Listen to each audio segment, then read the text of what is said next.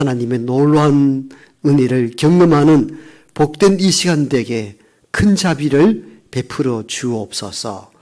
예수님 이름으로 기도하옵나이다. 아멘. 주님의 은혜가 여러분에게 임하기를 바랍니다. 은혜를 경험하는 사람 반응은 어떻습니까?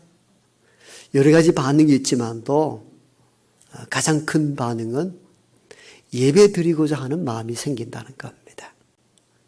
우리는 억지로 또 부모의 권유에 의해서 직분자이기 때문에 또 기쁨도 없이 의무적으로 드릴 때가 있다면 참으로 은혜를 경험하는 사람들은 그 은혜에 감동돼요.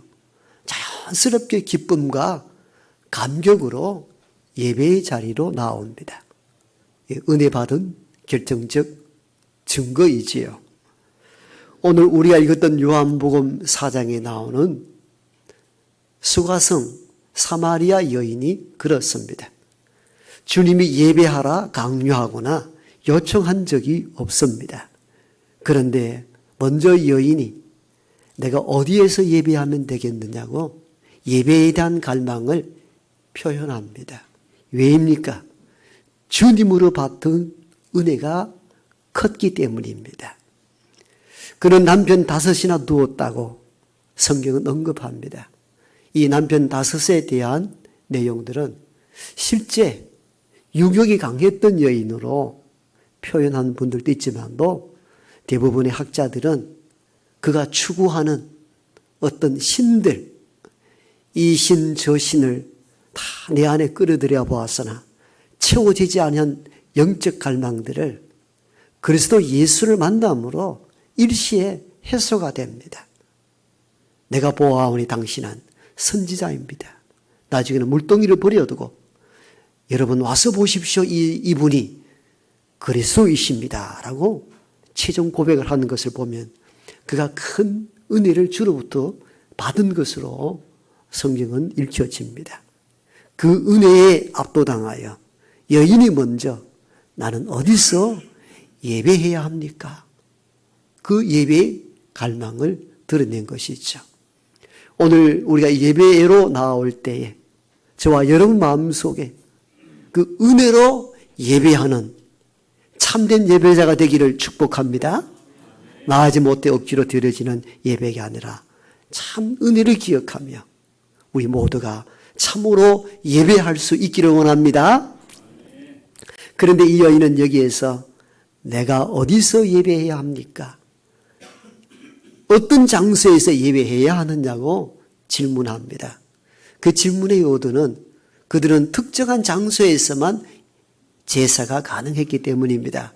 북쪽 이스라엘 출신들은 그리심산에서 성전을 지어놓고 거기가 하나님 임재하는 장소라 하여 그들을 예배케 하였고 남쪽 유다는 예루살렘, 전통적으로 다윗이 지었던 성전, 예루살렘 성전에서 예배를 드립니다. 오늘 이 여인은 북이스라엘 출신입니다. 그러므로 익숙하게 조상들처럼 그리심산에서 예배를 쭉 드려왔는데 자기가 만나 구원의 은혜를 경험하게 했던 예수 그리스도는 남유다 출신으로 보여집니다. 그러므로 남유다 출신은 예루살렘 성전에서 제사를 드렸기 때문에 내게 은혜를 준 그 예수 그리스도 유다 백성들이 드렸던 예루살렘에서 해야 될까? 아니면 우리 조상들이 제사 드렸던 그리심산에서 해야 될까? 이 갈등 속에서 던진 질문이 나는 어디서 예배를 해야 합니까? 이 질문이었던 것입니다. 여기에 대하여 주님께서 이렇게 말씀하지 않았습니까? 너희들이 드렸던 그리심산도 아니고 유대인들이 드렸던 예루살렘 성전도 아니다. 아버지께 참으로 예배할 때가 온다. 예배자는 이런 마음과 자세로 예배하라 하시며 하신 말씀이 오늘 우리가 읽었던 요한복음 4장 23절과 24절입니다. 어떤 장소에서 예배해야 합니까? 라는 장소의 개념을 물을 때 주님은 장소가 중요한 것이 아니라 예배자는 예배자의 마음 자세가 중요하다. 어떤 마음? 영과 진리의 마음으로 예배하는 것, 이것이 중요하다. 앞으로 새로운 시대가 도래할 때, 그때에는 지금은 성전 제사가 중심이지만도 앞으로 예수 그리스도의 시대가 도래할 때에는, 그래서 주님은 아버지께 참으로 예배할 때가 오나니, 온다는 거예요. 참으로 예배할 때가 오는데 그때는 어떻게 해야 하는가? 장소의 문제가 아니라 예배자의 마음의 자세. 여러분, 어떤 잘 갖춰진 장소에서의 예배도 중요하지만도 그것보다 더 중요한 것은 예배로 나오는 저와 여러분이 어떤 마음과 어떤 태도와 어떤 자세로 예배하는가, 그것이 가장 귀한 줄 압니다. 그래서 주님은 그 마음의 자세로 어떻게 해야 하는가? 영과 진리로 예배하라. 영과 진리로 예배하라. 예배하는 자들은 영과 진리로 예배해야 합니다. 오늘 이 시간에는 그렇다면 영으로 예배한다는 것은 구체적으로 뭘 의미하는지 살펴보도록 할 것입니다. 영으로 예배한다는 것은 영어 성경을 보니까 in the spirit, 성령 안에서 예배하는 자들은 성령을 의존하고 성령 가운데 예배해야 합니다. 그게 영으로 예배한다는 의미입니다. 왜냐하면 하나님은 영이시기 때문입니다. 그래서 오늘 본문에도 하나님은 영이시니, 이 말은 하나님은 영적 존재이기에 영으로 성령 안에서 예배해야 합니다. 아멘.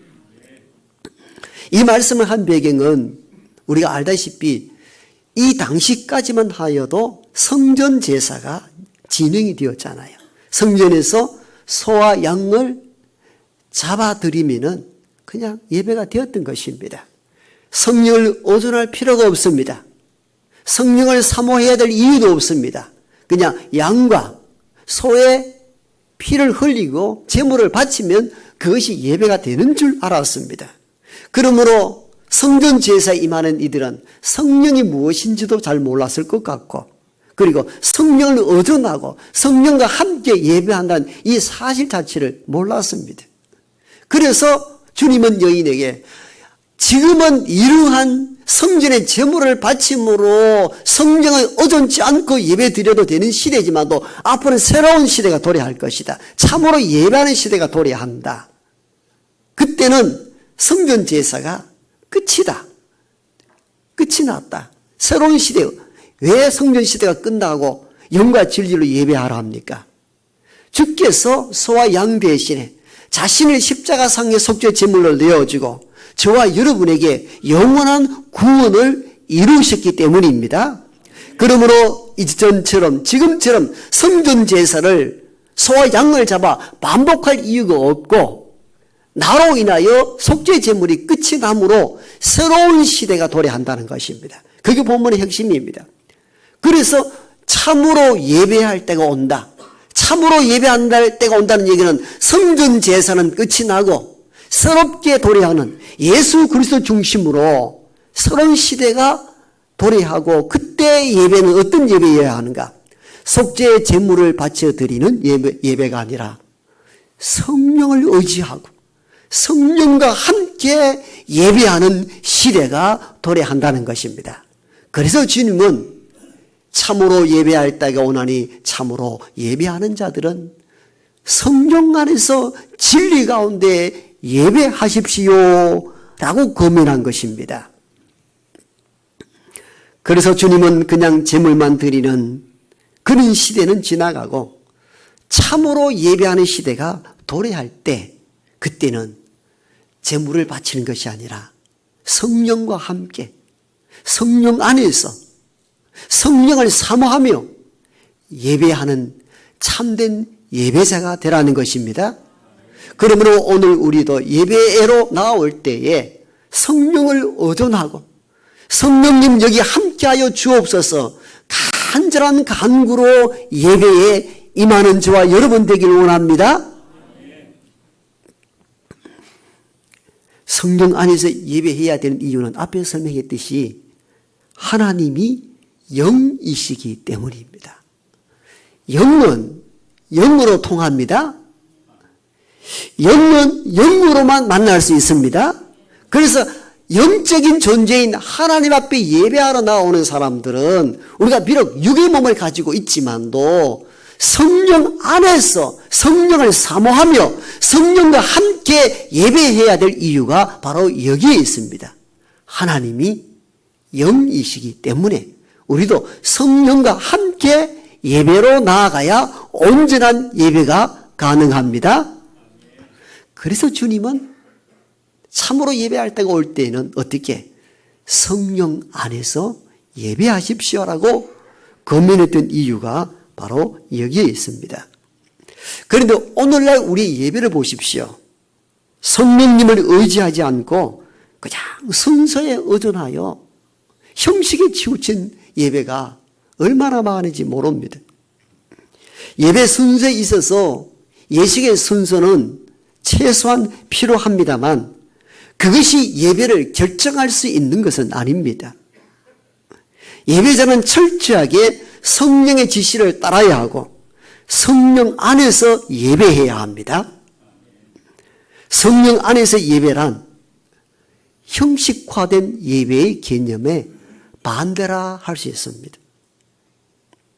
여러분 오늘날 예배를 보면은 잘 조직화, 제도적으로 형식적으로 잘 되어 있습니다.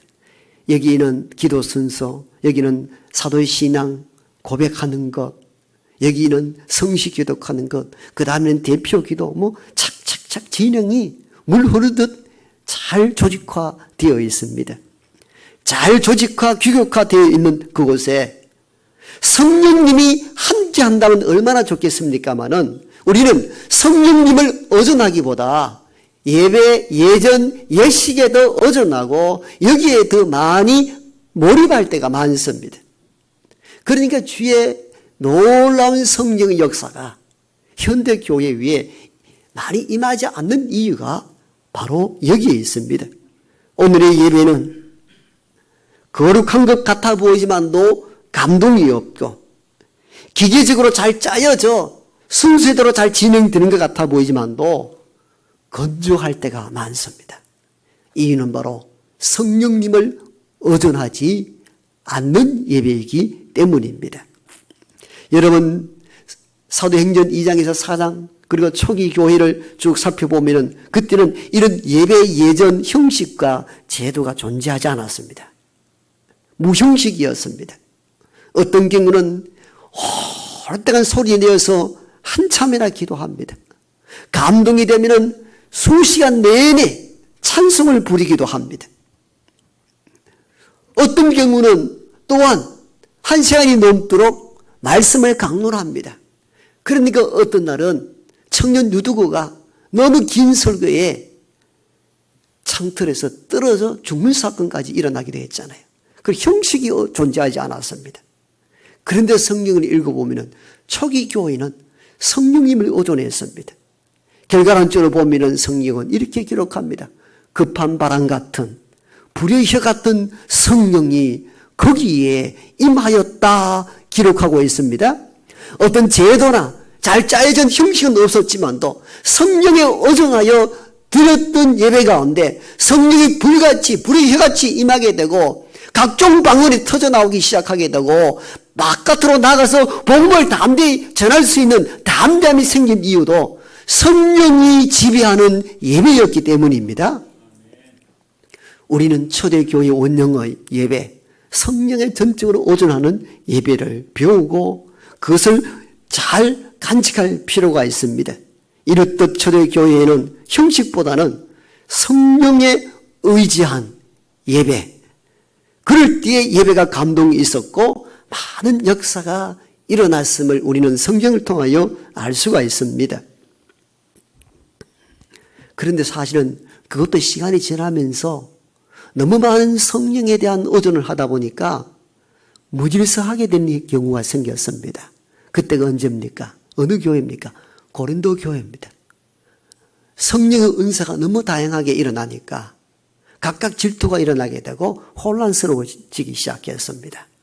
그렇게 쓴 편지 가운데 일부가 바로 고린도전서 12장, 여러 가지 은사에 대한 내용을 다룹니다. 그리고 13장 최고의 은사는 사랑이라고 사랑장을 이야기한 배경이 되기도 하죠.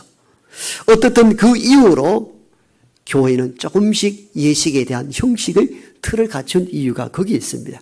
무분별한 성령의 은사를 사용했을 때에 무질서와 혼란에 빠지는 위험도 있었기 때문에 조금씩 성령을 의존하는 예배이지만도 형식이 조금씩 교회 속에 예식으로 들어오게 된 것입니다. 그런데 그러다 보니까 현대교회 예배의 예식을 보다 보니까 그렇게 시작된 것이 너무 틀에 박히고 너무 기계적이고 이제는 성령을 전부 도외시하고도 예배가 가능할 정도로 기계화 그리고 구조화되어 버렸던 것이 오늘 현대교회 예식의 한계인 것입니다. 즉 성령을 의존하지 않습니다.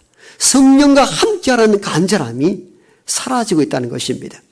여기에 대해 칼빈은 예배를 드리기 전에 3번이나 강력한 성령의 임재를 사모하는 기도를 오랫동안 했다고 합니다. 이 강단에 서서 예배를 진행하고 예식을 인도하기 하고 말씀을 강론하기 전에 오랫동안 성령님 여기에 함께하여 주옵소서, 이 예배 가운데 성령님 주관하여 주옵소서, 간절하고 절박하게 성령님을 의존하며 기도하고 예배를 인도하였다고 합니다. 오늘의 예배자들은 칼빈처럼 성령이 이 예배 가운데 우리와 함께 하도록 기도하며 예배로 나와야 합니다. 여러분 시간에 쫓겨서 허겁지겁 차를 주차해 놓고 마지못해서 달려와서 헐떡이는 숨을 끌어안고 정신없이 예배를 드리는 자가 아니라 좋은 주일의 예배를 기다리고 소망하면서 성령 안에서 기도하고 미리 나와서 엎드려 이 예배가 성령의 은혜가 가득한 예배가 되게 해달라고 엎드려 먼저 구할 수 있는 저와 여러분 되길 원합니다. 예배자는 이런 성령에 의존하는 예배자가 되어야 합니다. 대표 기도하시는 분들도 잘 준비된 기도를 합니다. 참 잘 기도를 하죠. 그러나 우리는 기도를 준비하는 동안 그리고 기도를 나와서 대표로 인도하는 동안 우리는 강력한 성령님의 임재를 경험하고 성령님께서 내가 기도하지만도 저와 함께 기도하여 달라고 간구하며 기도를 준비하고 기도할 수 있어야 합니다. 그때에 감화 감동의 역사가 기도를 듣는 우리 모두에게 임할 줄 믿습니다. 여러분 준비된 찬양대원들도 오랫동안 곡을 준비하고 연습을 할 것입니다. 그것으로 충분하지 않습니다. 지휘자나 온 대원과 반주자들 모두가 힘을 합하여 먼저 기도하면서 우리의 찬양 가운데 성령님 함께 해달라고 엎드려 구하고 간절히 호소해야 합니다. 그때 그 찬양은 하나님이 받으실 만한 찬양이 될 것이며 회중들에게 은혜와 감동이 넘치는 찬송이 될 줄로 믿습니다. 찬양대원은 이걸 잊지 말아야 합니다.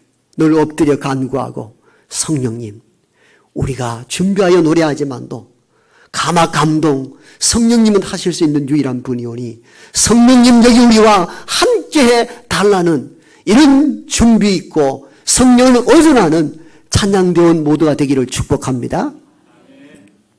설교자도 마찬가지죠. 원고만 기록하여 읽어낸다고 설교가 될 수 있는 것이 아니고 이 설교를 붙잡고 오랫동안 하나님의 성령의 임재를 갈구해야 합니다. 저는 이 말씀을 준비하다가 회개하며 고쳤습니다. 예배로 나오기 1, 20분 전부터 계속 찬양을 부르며 성령님 이 예배 가운데 함께 해달라고 말씀을 선포할 때에 어긋나지 않도록 말씀이 증거되고 말씀 속에 성령님이 임재하여 듣는 이로 하여금 사람의 소리가 아닌 하나님의 음성으로 들려지게 하여 주시옵소서. 여러분 이 기도를 준비하면서 나왔습니다. 예배자들은 항상 그래야 하고 예배 참여한 모든 이들도 성령님을 의존해야 합니다. 그래야 우리 모두가 성령의 큰 감동 아래 예배가 예배가 될 줄로 믿습니다. 예배에 예식이 필요하지만도 거기에는 언제나 성령님이 함께 할 때만이 참된 예배 예식이 가능해진다는 것을 우리가 잊지 말아야 합니다. 오늘 현대 교회의 가장 위험한 것은 무엇인가 하면은 형식에 의존할 뿐 성령님을 의존하지 않는다는 겁니다. 영국의 대설교자 마틴 로이드 존스 목사가 부흥이라는 책을 최근에 써냈는데 거기 이런 내용이 나옵니다. 현대 교회 예배는 성령을 의존하지 아니한 대신에 찬양대원 숫자를 늘리거나 악기를 동원하여 사람의 마음을 인위적으로 감동시키려 하고 있다. 저는 그 대목을 보면서 깜짝 놀랐습니다. 어떻게 이렇게 정확하게 보는지. 여러분, 이 대목을 유념히 살펴보아야 됩니다. 우리는 성령님을 의존하여 예배가 예배답지 못하다 할 때 성령님을 빠져버리고 성령을 의존치 않는 결과로 생각해야 되는데 우리는 찬양교를 많이 늘리고 악기를 많이 늘려야만이 예배가 감동스럽게 될 수 있다는 생각을 가진다는 겁니다. 그건 마틴 로이드 존스의 말을 빌리면 그건 감동이 아니라 인간의 마음을 조작하는 것이다. 이렇게 평가합니다. 굉장히 제가 그 책을 읽다가 깜짝 놀랐습니다. 여러분, 우리가 어렸을 때는 오르간 하나로만 해도 깊은 영감의 찬양을 드렸습니다만 오늘날 보십시오. 온갖 악기가 동원 다 됩니다. 드럼을 치기도 하죠. 나쁘다는 뜻이 아닙니다. 온 악기를 동원하여 하나님을 영화롭게 할 수 있지만도 그 배경 속에서는 성령님에 대한 의존보다는 악기에 의존하여 사람의 마음을 흥분시키고자 하는 조작된 것은 없는가를 심히 들여다 보아야 한다는 것입니다. 성령의 감동이 점점 소멸되어 간다. 성령의 감동이 없으니까 우리는 온갖 다양한 프로그램을 통하여 인간에게 감동을 자꾸 주려 한다는 것입니다. 이걸 경계해야 한다는 것입니다. 모든 악기와 모든 사람의 수를 더하되 가장 중요한 것은 그 위에 성령의 은혜를 사모해야 합니다. 성령이 거기 위에 함께해야 합니다. 이게 참된 예배입니다. 종교 철학자 칼 루이스는 이렇게 현대 예배를 진단합니다. 춤을 추는 자가 박자를 생각하면서 춤을 추는 자는 춤을 배우는 사람에 불과하다. 참으로 춤을 추는 사람은 박자를 초월하여 그 음악에 자신을 맡기는 사람, 그 사람이 참으로 춤추는 사람이다. 참된 예배자는 누구인가? 시간을 재며 형식에 겨우 넘어가는 자가 아니라 시간을 초월하여 형식을 넘어서서 성령과 함께 오직 아버지 하나님께 몰입하여 나아가는 사람, 그 사람이 참 예배자다. 이렇게 우리에게 경고의 말씀을 주십니다. 여러분들은 예배에 나올 때에 어떤 마음으로 나오셨습니까? 하나님은 영이십니다. 그러므로 예배하는 저와 여러분들은 성령 안에서 예배할 수 있기를 원합니다. 성령 영적이 우리와 함께하여 주옵소서. 이 예배 가운데 임재하여 주시옵소서. 성령을 의존하고 성령과 함께 예배를 드리는 이 예배자, 하나님은 이 예배자를 찾고 계십니다. 그래서 주님은 여인에게 나는 어디에서 예배하면 좋습니까? 라고 장소의 개념을 물었을 때에 아니다. 이 산도 저 산도, 이 성전도 저 성전도 아니다. 아버지께 참으로 예배할 때가 오나니 바로 이때라.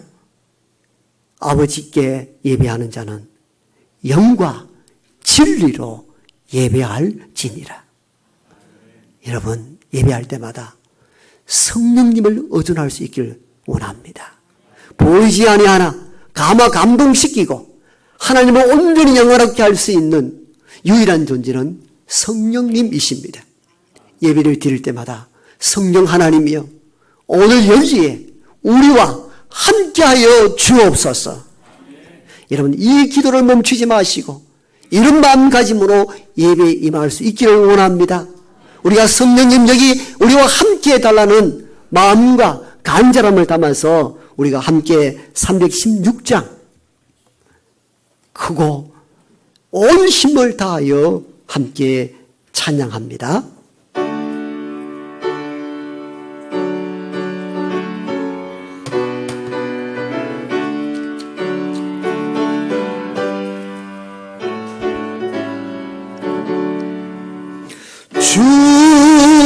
주여 나의 생명 나의 정성 드립니다.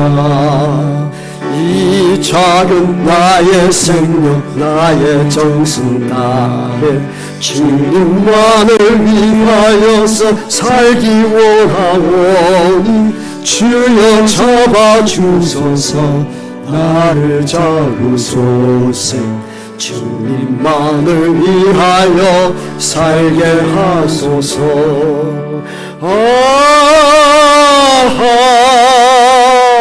불같은 성령으로 충만케 하옵소서. 환난이 와도 핍박이 와도 주님만 위해 살게 하소서. 저여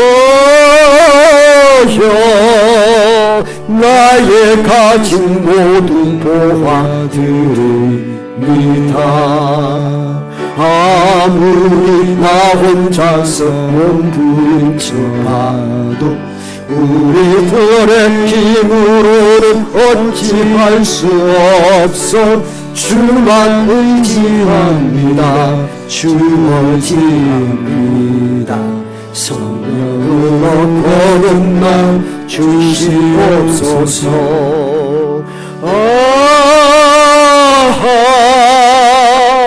불같은 성령으로 충만케 하옵소서.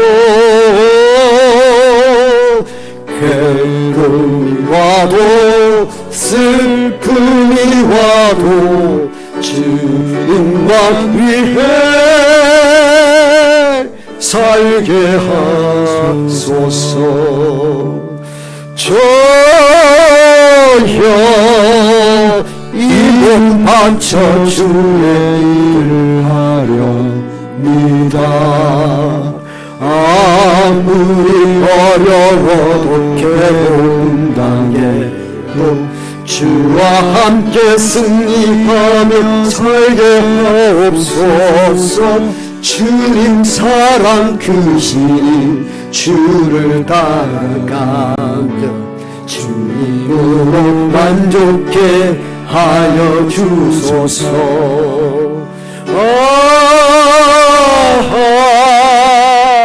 불같은 성령으로 충만케 하옵소서.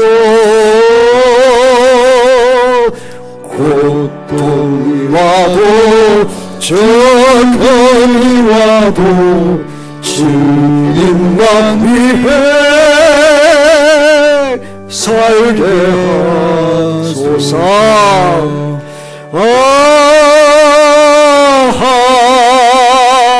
불같은 성령으로 충만케 하옵소서. 고통이 와도 죽음이 와도 주님만 위해 살게 하소서.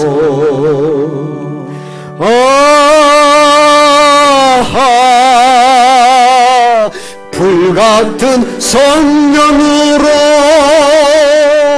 충만케 하옵소서.